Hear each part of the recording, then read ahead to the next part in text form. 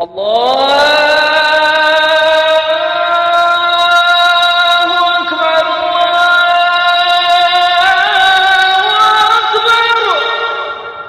السلام عليكم ورحمة الله وبركاته. الحمد لله رب العالمين، والصلاة والسلام على أشرف الأنبياء والمرسلين وعلى آله وأصحابه أجمعين وعلى من تبعهم بإحسان إلى يوم الدين. أما بعد، سبحانك لا علم لنا إلا ما علمتنا إنك أنت العليم الحكيم. ناظرین کرام، اسٹوڈیو الاذان سے میں پروگرام کام کی بات لے کر آپ کی خدمت میں حاضر ہوں۔ ماں باپ چاہے وہ جو بھی ہوں، انہیں اپنی اولاد کی اور اولاد کے مستقبل کی بڑی فکر رہتی ہے۔ ماں باپ کی خواہش ہوتی ہے، تڑپ ہوتی ہے کہ ان کی اولاد کا مستقبل روشن ہو، ان کی اولاد ان کے بعد اچھی زندگی گزارے، خوشحال زندگی گزارے، ان کی اولاد کو ان کے بعد کسی کے سامنے ہاتھ پھیلانا نہ پڑے۔ ہر ماں باپ کی یہ خواہش ہوتی ہے، ارمان ہوتی ہے، سوچ ہوتی ہے، بلکہ تڑپ ہوتی ہے۔ اسی لیے بہت سارے ماں باپ ایسے ہوتے ہیں کہ وہ کوشش کرتے ہیں کہ اپنی ہی زندگی میں اتنا کما جائیں، اتنی محنت کر جائیں اور اتنا بینک بیلنس چھوڑ جائیں کہ ان کے بعد ان کی اولاد آرام سے جی سکے۔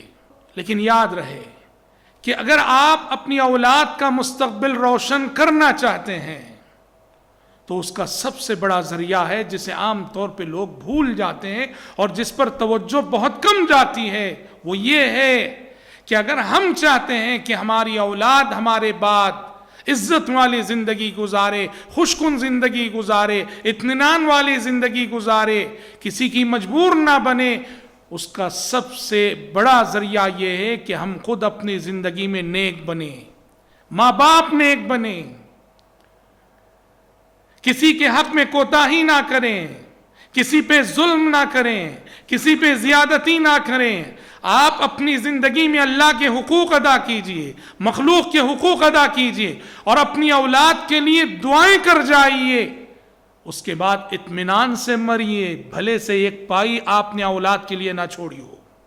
اگر آپ نے حقوق اللہ میں کوتاہی نہیں کی ہے، حقوق العباد میں کوتاہی نہیں کی ہے اور تہجد میں اٹھ کر اپنی اولاد کے لیے زندگی میں بہت ساری دعائیں آپ نے کر دی ہیں، تو بھلے سے دنیا سے جاتے ہوئے آپ نے اپنی اولاد کے لیے کچھ نہ چھوڑا ہو، سکون سے مریے، اطمینان سے دنیا سے جائیے۔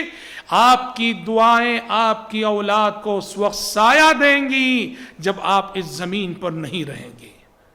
آپ کا تقوی آپ کی اولاد کے لیے آسرا بنے گا، آپ کی ایمانداری اور آپ کی امانت داری آپ کی اولاد کو سہارا فراہم کرے گی۔ اللہ اکبر۔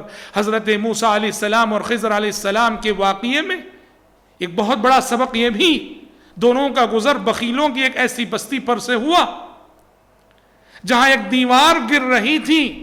حضرت موسیٰ علیہ السلام چاہ رہے تھے کہ اس دیوار کو گرنے دیا جائے کہ بخیلوں کی بستی ہے، مہمان نوازی انہوں نے نہیں کی، پر خضر علیہ السلام نے اس دیوار کو سہارا دے کر کھڑا کر دیا۔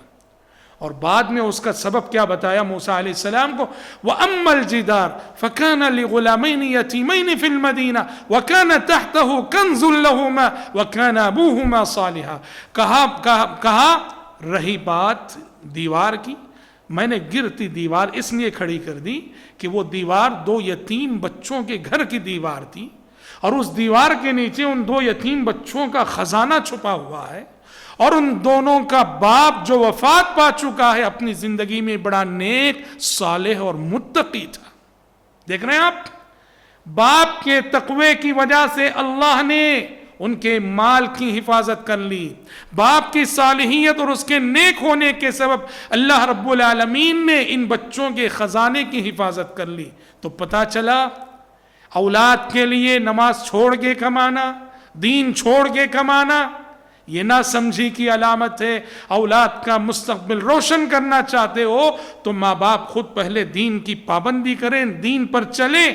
اللہ رب العالمین ان کی اولاد کے مستقبل کی ضمانت دیتا ہے ان ماں باپ کو جو ماں باپ کے دین کے حوالے سے اپنے بچوں کا مستقبل بنانا چاہتے ہیں۔ دعا ہے رب العالمین سے کہ رب العالمین مجھ کہنے والے کو، آپ سبھی سننے والوں کو قرآن مجید کی اس عظیم تعلیم اور اس عظیم نصیحت پر بحیثیت والدین اور بحیثیت سرپرست عمل کرنے کی اور اپنانے کی توفیق عطا فرمائے، آمین۔